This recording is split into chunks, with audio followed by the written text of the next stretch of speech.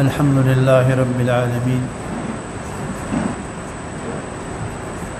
والصلاة والسلام على رسوله محمد وآله وأصحابه أجمعين. فأعوذ بالله من الشيطان الرجيم. بسم الله الرحمن الرحيم.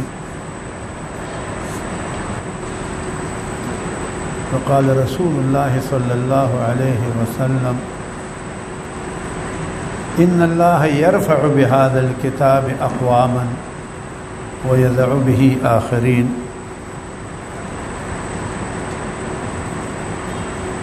ورونو الله دا کتاب عظیم الشان اخیری کتاب و اخیری پیغمبر باندې را لېږلی دی. دا امت اخیری د دې نه په بل امت نشته دی. کتاب پیغمبر او زمانه هم اخیر ته ټول الله په قسمت یو ځای کړي. څه دپاره؟ دا کتاب کې الله تعالی د نن 1400 کاله مخکې اوس 100 کاله وروسته تمام قواعد ضوابط د انسان د کامیابی، د انسان د نجات، د انسان د ترقی، د انسان د الله سره تعلق پیدا کولو، هغه ټول لارې الله تعالی موږ ته قرآن کې ښودلي دي او رسول الله صلی الله علیه وسلم راته بیان کړي دي. اولیاء په هغې عمل کړی، لوی مقام ته ورسېدل. منګه تاسو له الله د عمل توفیق راکړي. که په هغې باندې موږ عمل وکړو، موږ هم الله تعالی نه تمه امید ساتو کلک چې الله به موږ له په دې باندې نجات راکړي. ذکر رسول الله صلی الله علیه وسلم ارشاد کوي: ان الله يرفع بهذا الكتاب اقواما. الله اوچتای په دې کتاب سره اقوام، قومونه، علاقی، وطنونه چې کوم په عمل کوي، دستور العمل وګرځي په خپل ځان باندې، په ځمکه باندې، په ملک باندې الله اوچتای او چې په دې عمل وکړي. و اول په دې بیا ځمکه، بیا په وطن باندې چې عمل وي او دا دستور وګرځي او په هغې باندې عمل وي او عمل کوي.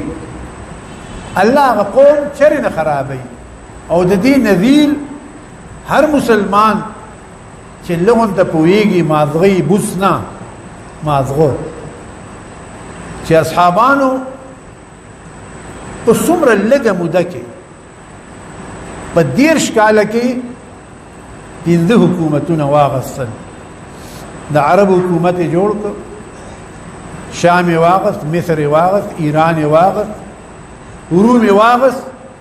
په 30 کاله کې وې ولې واغستل؟ هغوی په قرآن عملو، هغوی قرآن نه دوره خلاف نه کو لکه ضربر نو ځکه یې دا حکومتونه واغستل.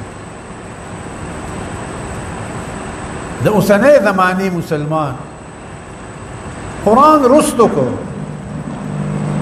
قرآن یې پرېښودو، ترک یې کو، ګوري نه ورته، عمل پې نه کوي.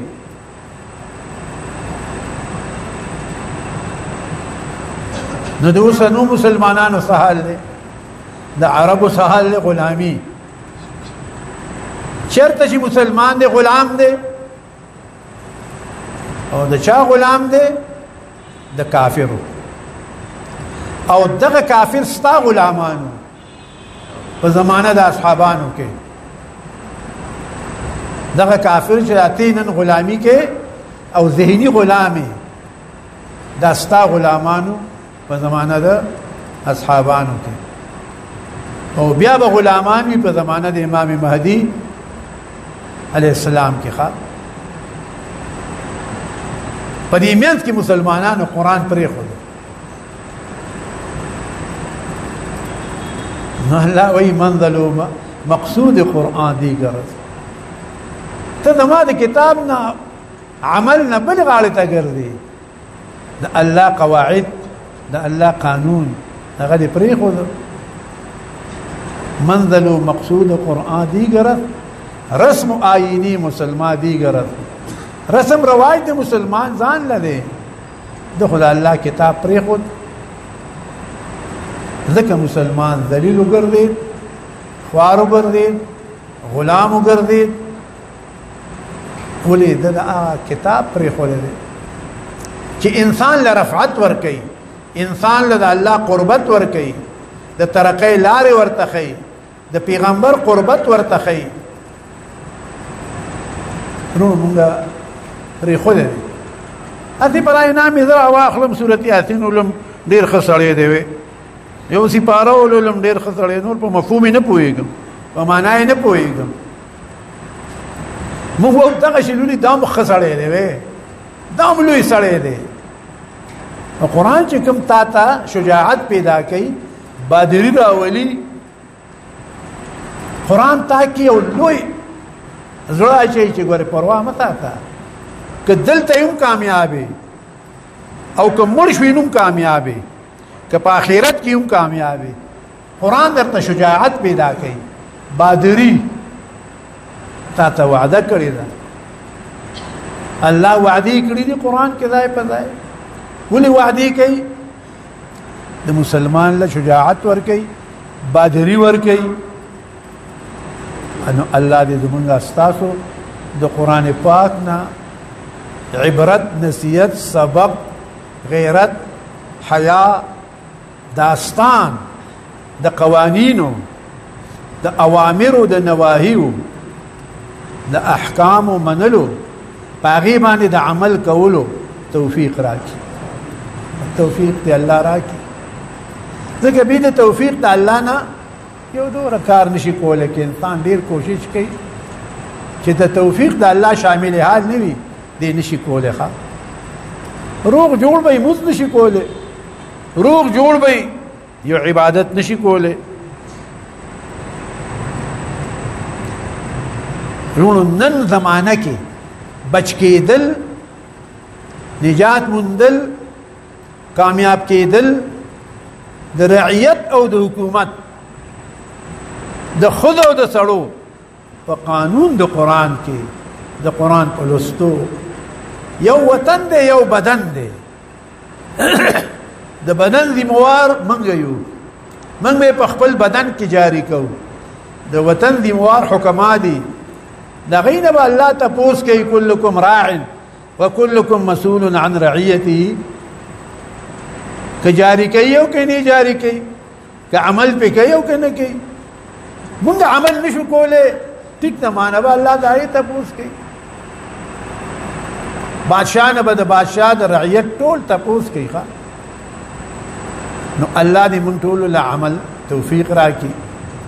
اوس یو خطره ده او ډېره توره تیاره را روانه ده.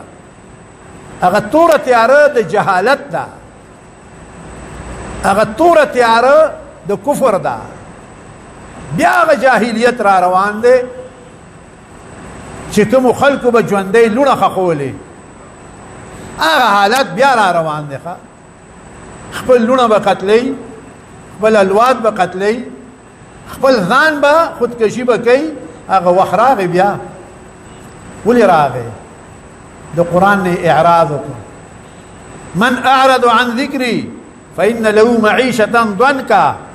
چا چې زما د کتاب نه مخ وګرځو، ډډه یې وکړه، د هغه زندګي به تنګوي. ما دا څو آیاتونه ستاسو مخکې ووي چې مونږ تاسو د الله تعالی ایمان کلک وساتي او مونږ ثابت قدم وساتي. ټیک ده، اعمالو کې زما کمې به، ستا کمې به، انسانان یو، کمې زیاتې راځي، خو چې ایمان او محفوظ ښه. الله دې زمونږ د ایمان حفاظت وکړي.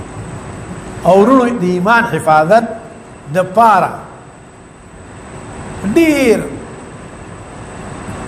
ضرورت د قرآن او د حدیث دی چې په قرآن او په حدیث سره به ستا ایمان محفوظ کیږي چې قرآن او حدیث اوري لولي ذکی الف لام میم